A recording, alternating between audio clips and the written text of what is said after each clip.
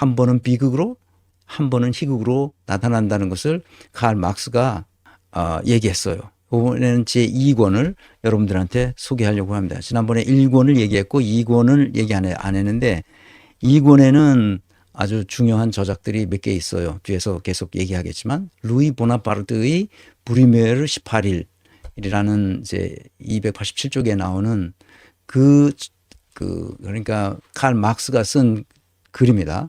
칼 막스가 쓴 글인데 이게 아주 중요한 얘기예요. 루이 보나파르트는 여기다 내가 썼나? 1799년 11월 8일 나폴레옹 보나파르트죠. 이게 나폴레옹 1세요. 나폴레옹 황제가 됐죠. 그래서 그때가 그 11월 10일 그 브리메르 18일 그날이 1999년 11월 9일인데 1799년 11월 7일 나폴레옹이 쿠데타를 일으킨 바로 쿠데타를 일으켜서 자기가 제1 통령이 되죠. 제1 통령으로 돼서 이제 정권을 완전히 자기 손에 잡습니다. 쿠데타로 잡는 거죠. 1통령, 2통령, 3통령 이렇게 쭉 있었는데 그게 다 똑같은 사람인데 자기가 1통령이 돼서 정권을 잡습니다. 근데 1851년 약 52년이 지난 다음에 루이 보나파르트 나폴레옹 3세입니다. 그러니까 나폴레옹 보나파르트의 나폴레옹 1세의 조카예요. 자기 나폴레옹의 동생의 아들입니다. 그러니까 루이 보나파르트가 다시 쿠데타를 일으킵니다. 그래서 1851년 12월 1일 날 그 쿠데타가 성공함으로써 자기가 다시 황제가 되죠. 그러니까 그 한 번은 비극으로 다른 한 번은 희극으로 온다는 거죠. 그게 무슨 말이냐면 어디선가 역사 철학 강의인가 하는 헤겔의 저서에 이렇게 말해요. 세계사적 사건이나 인물들은 역사에서 두 번 나타난다는 거예요. 바로 그 루이 보나파르트 브리메르 18일이라는 이 글에서 이 책 한 권으로 이렇게 따로 나온 게 있는지 모르겠는데 이 칼 막스 전집에 보면 그게 나옵니다. 두 번씩 나온다. 역사 철학 강의에서 그런 말을 했을 겁니다. 그런데 헤겔이 그 말을 쓰면서 이런 말을 덧붙여야 되는데 이 말을 덧붙이는 걸 헤겔은 잊어버렸다. 그렇게 얘기하고 막스가 덧붙입니다. 헤겔이 이 말을 덧붙였어야 되는데 이 말을 덧붙이지 않았다. 헤겔이 그걸 잊어버렸다. 이렇게 생각하는 거죠. 그래서 자기가 덧붙인 게 뭐냐면 한 번은 비극으로 다른 한 번은 희극으로 나타난다는 거지. 그래서 그 나폴레옹 1세가 쿠데타를 일으킨 것과 그 3세가 다시 쿠데타를 일으킨 것이 한 번은 비극이지만 한 번은 희극으로 나타난다는 것이. 이게 뭐냐? 안철수의 새정치가 비극처럼 나타났다가 완전히 비극이죠. 우리 정치판의 비극이 바로 안철수입니다. 한 번 나타났죠. 다시 한 번 나타납니다. 조국의 혁신 정치. 뭘 혁신하겠다는 거야? 조국이 혁신하겠다는 게 뭔지 모르겠어요. 아직도. 안철수의 새 정치는 아직도 모릅니다. 조국의 혁신 정치는 뭘 혁신하겠다는 거야? 데리고 들어와서 화장실 혁신하겠다는 거였잖아. 화장실 가서 싸워. 지금 쇠빙선 하겠다고 그래서 사람들이 또 뽑아줬는데 쇠빙선이 아니라 요새는 유람선이라며. 그러니까 뭘 혁신하겠다는 건지 모르는 거야. 국가가 혁신해야 되는데 혁신의 비전도 없어요. 혁신의 전략도 없고 혁신을 어떻게 한다는 조직 설계의 이 마스터 플랜조차 없습니다. 그때 눈앞에 닥치는 것을 하는 거죠. 우린 다시 한번 안철수의 새 정치를 본 것 같습니다. 심각하죠. 우리 사회에 이런 사람들이 정치판에 나와서 정당을 운영하고 어쩌고 저쩌고 이런 것은 옳지 않죠. 매관 매직 부정 부패 샤머니즘에 대해서 다시 얘기합니다. 여 내부에서는 김 여사 리스크 수습 못하면 다음 특검법은 부결 장담 못해. 이런 얘기가 나온다는 거죠. 동아일보 얘기인데요. 동아일보에서도 지금 이러고 있습니다. 김여사 리스크가 임계점에 도달했다. 오늘 어제입니다. 어제 오늘 야특검법 재표결에서 반란표가 4표 나왔죠. 여부결 방침했는데 이제 반란표가 그래서 194표가 나왔습니다. 196표인가? 190.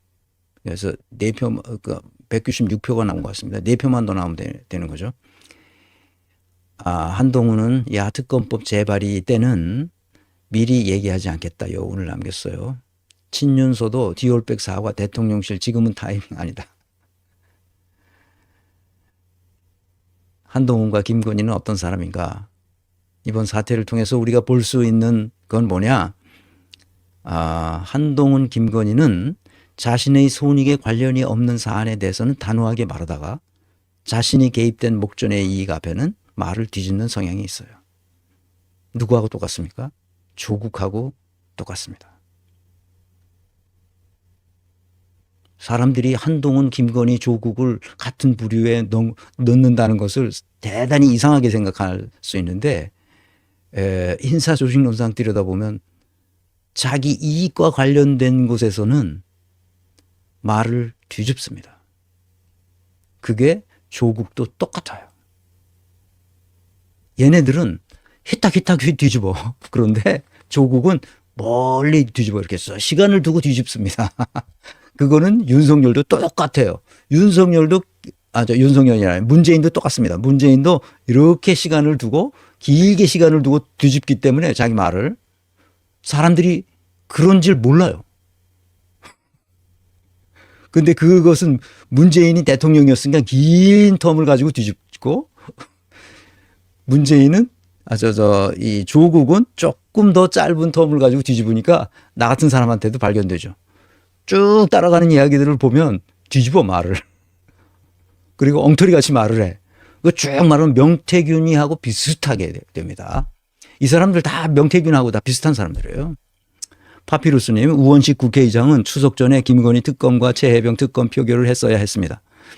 정치 고단수 추미애가 국회의장면 정치 애송이 한동훈을 잘 설득했을 것입니다. 추미애가 국회의장 안 된 게 너무 안타깝습니다. 추미애는 공익을 위해서 어떤 일을 할 때 자기의 정적이라고 생각하는 사람을 어떻게 합니까? 꼬셔서 자기 사람을 만들어 버립니다. 추미애가 꼬셔서 자기 사람을 만들어. 그때 123석이었어. 123석. 탄핵할 때, 박근혜 탄핵할 때 123석이었는데 260석인가? 240석인가? 하여튼 240 몇 석이 나왔을 거야. 국회의원 123석 가지고 240 몇 석을 만들어낸 사람이야. 누가? 추미애가. 보통 사람이 아니야. 한동훈 꼬시는 건 일도 아니지. 일도 아니야. 그거. 어렵지 않아.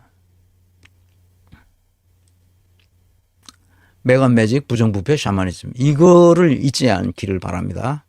정승윤. 이놈은 권익위 국장의 죽음은 이재명 힐기 탓이래.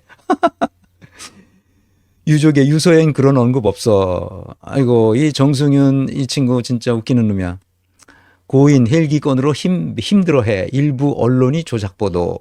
명품백 종결 외압 의혹 당사자 9월 전원위 회의에서 그런 주장을 했어요. 그리고 이지문이는 이지문 씨는 어떤 사람이냐? 한국청렴운동본부 이사장인데 이 사람은 정부위원장이 정승윤이라는 부위원장이 고인 생각을 왜곡했다고 반박하고 있어요. 정승윤 부위원장이 사직했습니다. 물론 사직하기 전에 이제 그런 얘기를 한 거죠. 김여사 명품백 의혹 종결 등 지휘를 했던 사람이 정승윤이에요. 그래서 그거 너무 고통스러워서 그 국장이 스스로 자살을 했는데 이 정승윤이 어떤 사람인가 봤어요. 난 정승윤이 누군지 모르지. 이제 이 사람이 국회 나와서 얘기하는 걸 한번 봤는데 얼추당투한 얘기를 하더라고.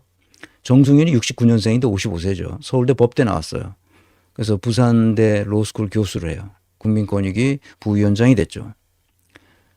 그러니까 윤석열 서울대 법대 나왔잖아. 그 대통령 하고 있어요. 근데 김건희의 바지 노릇을 하고 있죠. 한독수는 서울대 나왔어요. 그러니까 하버드에서 경제학으로 박사학위를 받았어요. 최상목은 서울대 법대를 나왔어요. 근데 이 친구는 서울대 법대를 나왔는데 아주 우수한 성적으로 입학도 아마 차석으로 입학했나? 서울대를. 서울대 법대를 수석으로 입학했나? 수석으로 졸업했나? 뭐 그래. 그래서 미국에 가서 박사학위를 받았나? 뭐 어쩌고 저쩌고 그래. 그래서 경제학으로 와가지고 행정고시 붙어서 하다가 나중에 미국의 그 공무원들 연수 가서 하는 곳에 뭐 가서 공부하고 돌아와서 지금 경제부총리를 하고 있는데 이놈도 다 서울대 법대 나온 놈이야. 한독수는 서울대 경제학과 나오고 한동훈도 서울대 법대 나왔어. 서울대 나온 놈들이 나라를 다 망쳐먹고 있죠. 자, 봅시다.